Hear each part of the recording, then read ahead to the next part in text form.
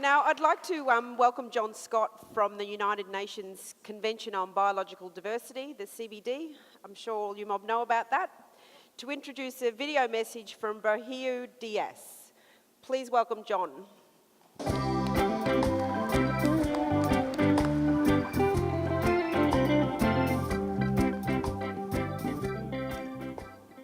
Good afternoon, everyone. Buenos dias, bonjour.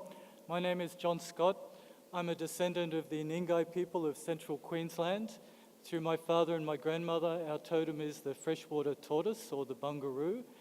I come to you today from the United Nations Convention on Biological Diversity, where I have responsibilities as the focal point for Indigenous peoples and local communities, and also the responsibilities for the international negotiations on the protection of the knowledge, innovations and practices of Indigenous peoples and local communities, and rights to customary use of biodiversity.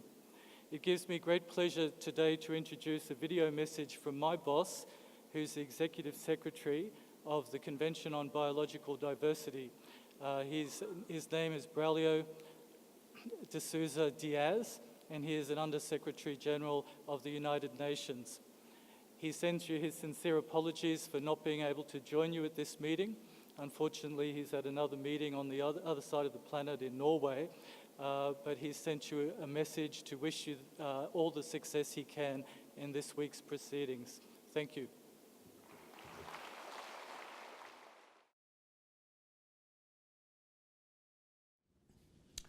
Distinguished delegates, I'm delighted to deliver this video message for the opening of the World Indigenous Network Conference in Darwin, Australia. I have good memories of my visit to Darwin and to Kakadu National Park many years ago. I send you my warmest wishes for the success of this significant event, which will result in actions taken by a new network in support of a sustainable future. I respectfully acknowledge the traditional owners of Darwin, the Larrakia people, and also thank them for their stewardship of the land. I also wish to acknowledge the Australia's Aboriginal and Torres Strait Islanders peoples and the government of Australia. Without committed partners such as these, this event would not have been possible. When I first heard about the World Indigenous Network, I was excited about the lessons that the international community could learn about the application of traditional knowledge and customary sustainable use for the conservation of biological diversity, the restoration of degraded lands and waters, and ultimately of ecosystem health. However, the potential of this network of Indigenous and local community land and sea managers goes far beyond what it can teach the international community. The strength of the network lies in its ability to provide mutual support to its grassroots members in taking local action that address many of the global issues that humanity is facing today. Although high-level decisions among the parties to the convention have their place, I am a firm believer in the value of local action.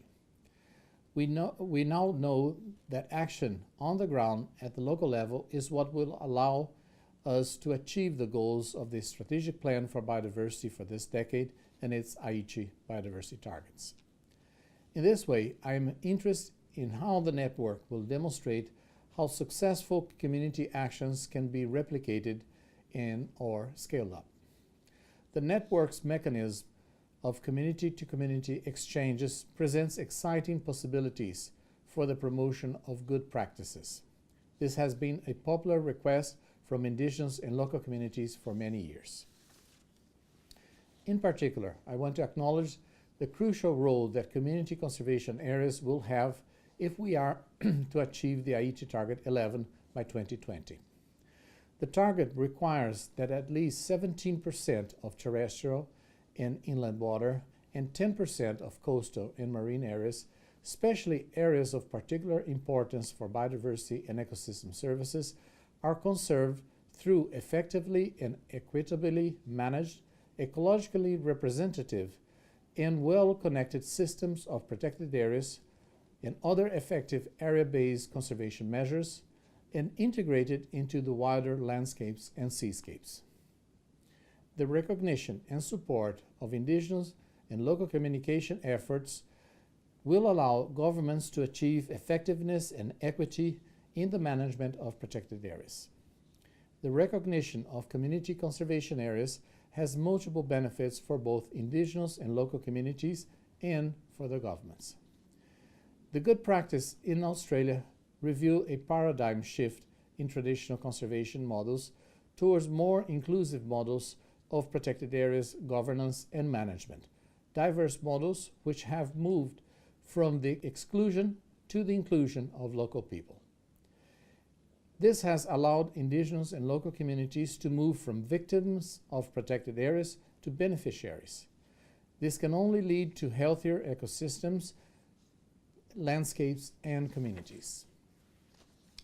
The world is moving to recognize the importance of traditional knowledge and local communities for solving environmental challenges. The global community has recently established an intergovernmental science policy platform on biodiversity and ecosystem services, IPBES, which in harmony with the Convention has prioritized respecting and including diverse knowledge systems in global environmental assessments.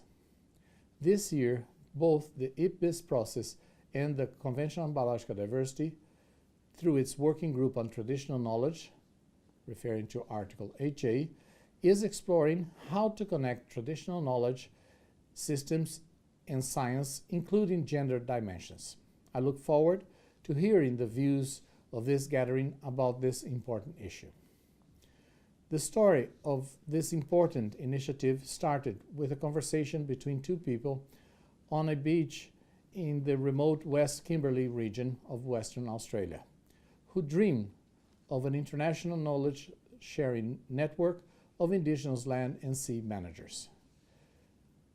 Two men from different cultures, Tony Burke, the Australian Government Environment Minister, and Wayne Bergerman, the CEO of CRED Enterprise, wanted to share that vision with the world. Since that day, in August 2011, the journey has gathered momentum with its international launch by Prime Minister of Australia, Julia Gillard, with the support of Brazil, New Zealand, and Norway at the United Nations Conference on Sustainable Development, the Rio +20 Conference in Rio de Janeiro, Brazil, as well as establish a national advisory group which includes key Indigenous organizations from around Australia. I recall that for Aboriginal Australians, all of creation is dreamed into being, and that all of creation is interconnected with songlines. I wish to join you in this dreaming that will create connections between Indigenous and local communities across Mother Earth, as they weave a blanket of care across the sacred landscapes. And I look forward to hearing your stories, knowledge, cultural experiences, and ideas to better manage ecosystems, protect the environment, and support sustainable livelihoods. Those successful stories should be promoted as best practices to governments all over the world. Thank you.